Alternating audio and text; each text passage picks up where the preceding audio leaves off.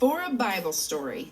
A long time ago, there was a woman named Esther who lived in the land of Persia. Oh, that's where all those fancy rugs come from, right? Yeah. Those are nice. Little pricey, though. God had an amazing plan for Esther's life. She would be remembered forever as a hero. It's a bird. It's a plane. It's Super Esther. What did she do? Save the planet from a meteor? Nope. Did she rescue 1,000,000 kittens from a tree? No. Did she carry a bomb out of Gotham City on the Batwing so everyone wouldn't blow up, but you're not sure for like 5 minutes if she made it or not? No, that's Batman. Come on. Right. Still gets me every time. Esther did something even more amazing than all of those things, and it sure took a lot of guts to do it. All right, lay it on me. What's the sitch? Well, first of all, Esther and her family were Jewish, which was kind of a big deal back then in Persia. What do you mean? Well, at the time, the Jewish people weren't really liked by the Persians. In fact, they had to live in exile, and they weren't treated very well at all. Yikes, that's no good. Esther was also an orphan, and she lived with her cousin Mordecai, who protected and raised her after her parents died. Sweet beard, bro. Then one day something happened that would change Esther's life big time. The king of Persia wanted to find a new wife, so he put on a huge beauty pageant where the winner would become the queen.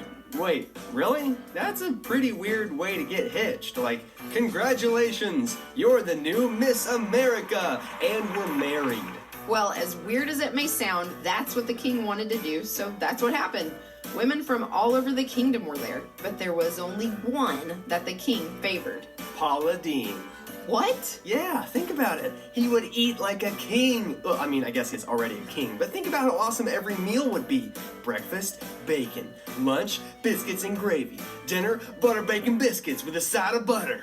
Come on, Paula Deen wasn't around then. This happened like thousands of years ago. Esther was very beautiful, and God gave her favor in the king's eyes. So just like that, she won the pageant. Wait, so Esther became the queen of Persia? Yeah. Okay, that's cool and all, but didn't you say that Esther was Jewish and that, like, the Persians didn't like Jewish people? That's true, but the king didn't know that Esther was Jewish. She didn't want him to find out because she didn't know what would happen to her. So she kept it a secret and never brought it up. Okay, so, like, now she's the queen. Crazy. Is that it? No way. This is where the story really picks up. There's another guy that works for the king named Haman, and he's a pretty bad dude. He hates the Jewish people, so much so that he actually brings an idea to the king that would be terrible, to kill all of the Jewish people. Whoa, that's really rough. Like, surely the king doesn't go through with it, right?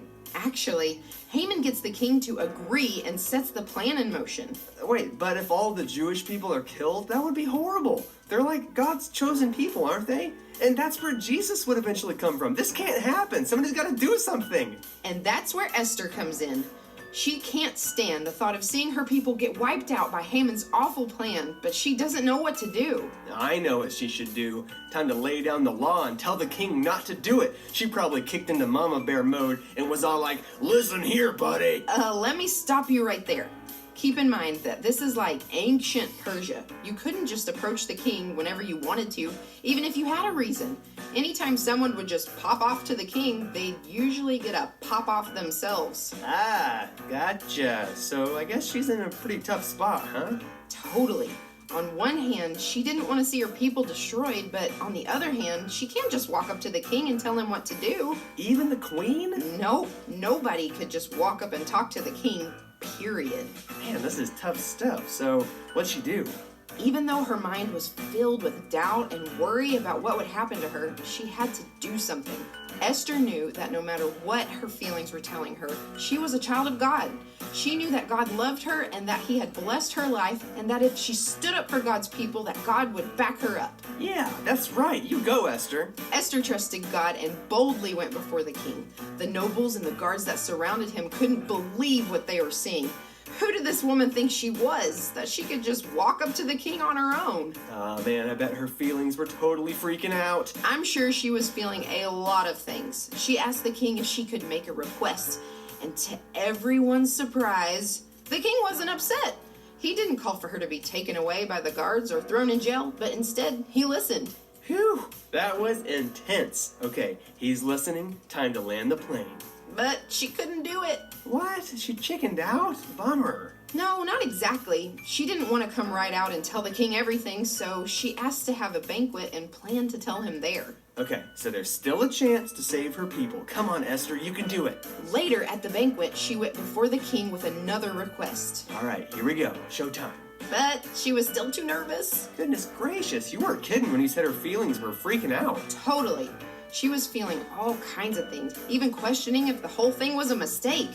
But her cousin Mordecai encouraged her and reminded her that what God says is more important than her fears and doubts, and he told her something that she would never forget. Esther, you were put here for such a time as this. Yeah, come on, Esther, you got this. Esther had dinner with the king again, and the moment came for her to ask her question. She took a deep breath, and she went for it. She pleaded with him not to go through with Haman's plan to kill the Jews. She finally told him that she was Jewish herself, and if Haman's plan goes through, that she would have to die too. Man, Esther is one tough cookie. What happened next? The king was moved by Esther's request and agreed to what she asked. He immediately got rid of Haman and canceled the plan to wipe out the Jewish people. Yeah, you did it, Esther.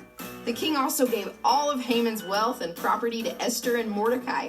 Not only that, but the king signed a new decree to protect the Jewish people and keep them safe.